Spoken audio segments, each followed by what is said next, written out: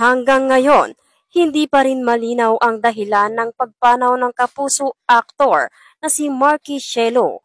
Gayunpaman, maraming mga hindi opisyal na account ang kumalat sa social media upang ipahiwatig kung paano nagkaroon ng hindi napapanahong pag-alis ang 20 anyos na aktor. Muling umikot sa social media ang kwento ni Marky sa gitna ng pagbubunyag ng sparkle artist na si Sandro Mulak na nagsampa ng reklamo laban sa dalawang independent contractor at creative heads ng GMA Network na sina Jojo Nones at Richard Cruz.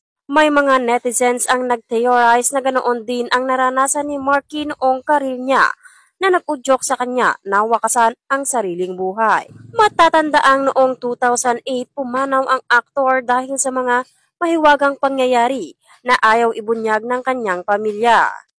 Gayunpaman, ang ilang mga ulat tungkol sa kanyang huling gabi ay nagpapahiwatig kung ano ang nangyari sa kanya. Huling araw ni Marky sa paglalaro ng video games sa isang internet cave sa Quezon City. May mga chismis din noon na siya raw ay inaalagaan ng isang maimpluwensyang bading mula sa Kapuso Network na pinaniniwala ang dahilan kung bakit hindi siya nawala ng anumang proyekto.